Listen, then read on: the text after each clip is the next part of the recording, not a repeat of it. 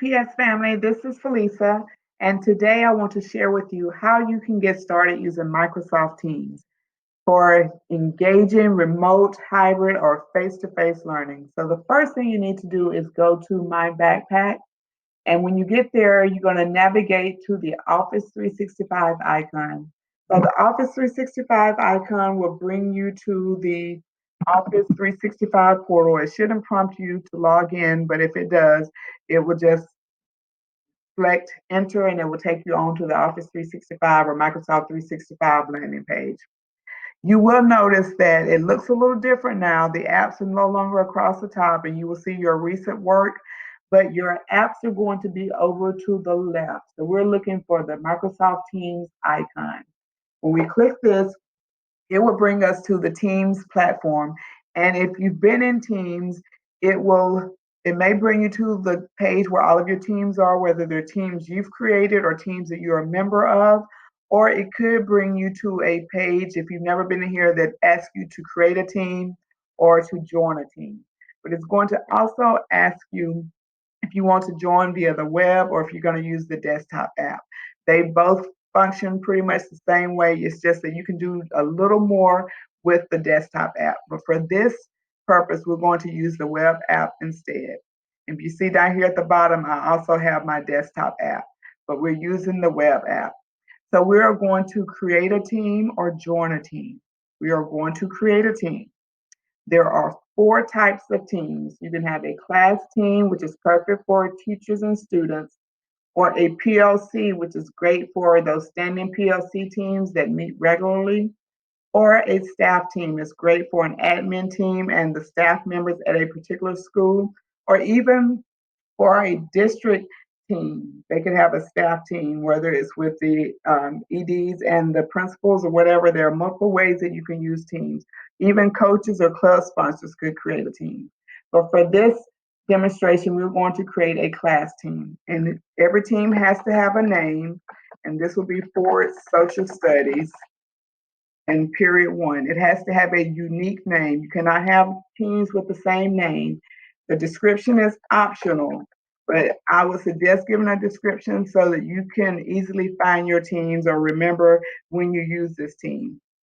So once you do this, it prompts you to add students. You can add students via a distribution list, or you can add them individually, or you can copy and paste them, or you can use data sync. That's just options for you to add a student. You notice you type in a couple of names and you get a full list of student options, and you would just click on the appropriate student. You can also add a co-teacher. How cool is that? So I am going to add a co-teacher to this team. And just like that, I close it and it's going to quickly create my team. Look how fast it created this team for me. So what do you notice here?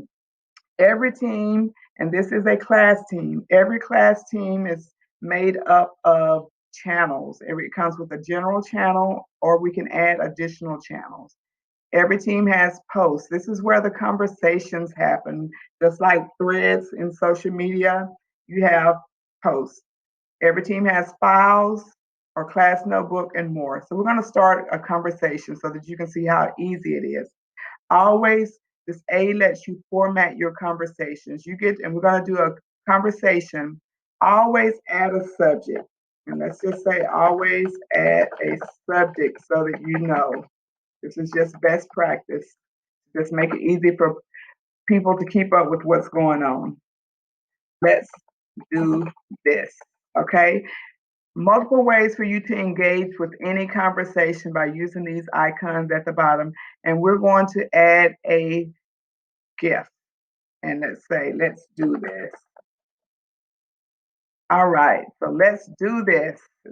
All right, show you how we can create this engagement for our students. Students can always reply to a conversation if you set it up that way.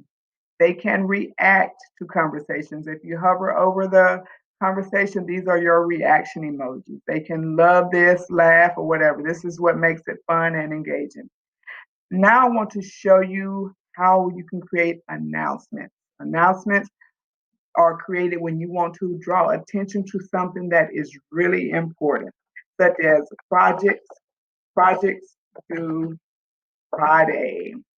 We can give it an illustration to really draw attention to this, to make sure that our students don't miss this huge announcement, because I want everyone to pass, make sure that they bring in these announcements. So once again, this is our social studies projects. And let's say, bring them to class Friday. And I want to inform my students, I need you guys to like this post so that I know that everyone saw this announcement. So that's conversations and announcements. All right, let's look at files.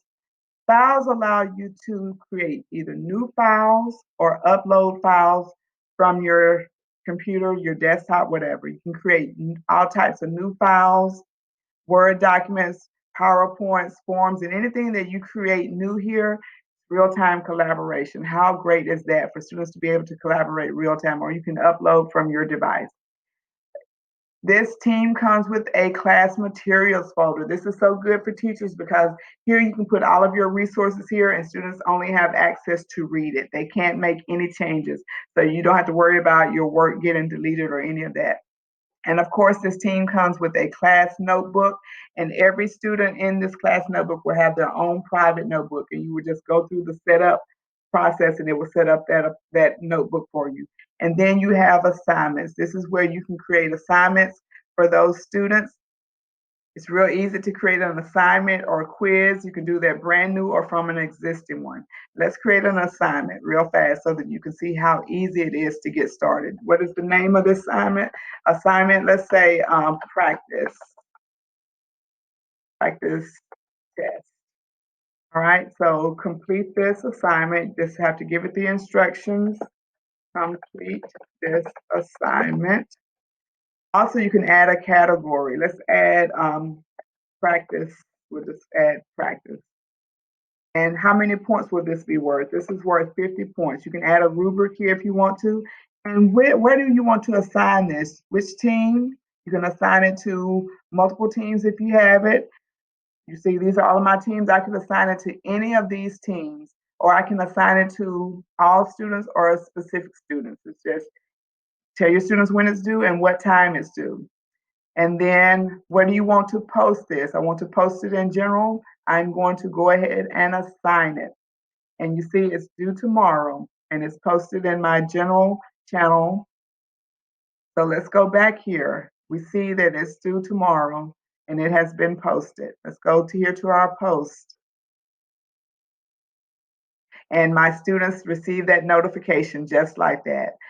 Other things that you can do in Teams, you can add all types of engaging educational apps and resources that students are used to, like Buncee, have them create something creative with Buncee or have them record a Flipgrid video. You can either do a Microsoft Forms or Kahoot. It's so much, too many things to even name. It's just so engaging and amazing what you can do with Microsoft Teams. You can also have your video conferences right here in Teams. You can schedule a meeting or you can do a quick meeting on the spot. You can create multiple channels here. These three dots, this is where you can do more. This is your do more space. So we can add channels. You can add channels by the units of study. This could be unit 1. Give it a description or not, make it standard so that everyone sees it and automatically show it so that everyone has this channel in their list. And so now students will know that everything we do in Unit 1 will be right here, including the posts, including any files or notes that we've gone over, all in general, all here in Unit 1 channel. I can also edit this team to make it easier for my students to find it. I suggest you do that. Select the subject, and it just makes it easier for students to navigate because they may have a lot of different teams. I'm not going to add it, but just wanted you to see how you can do that. If I have multiple teams, I can click here and there I can see all of my teams right here. If they're older teams, I can archive them.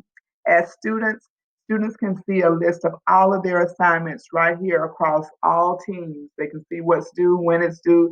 It helps everyone stay on task. It shows when they turned it in. How great is that? If they returned it, all of this information is right your fingertips.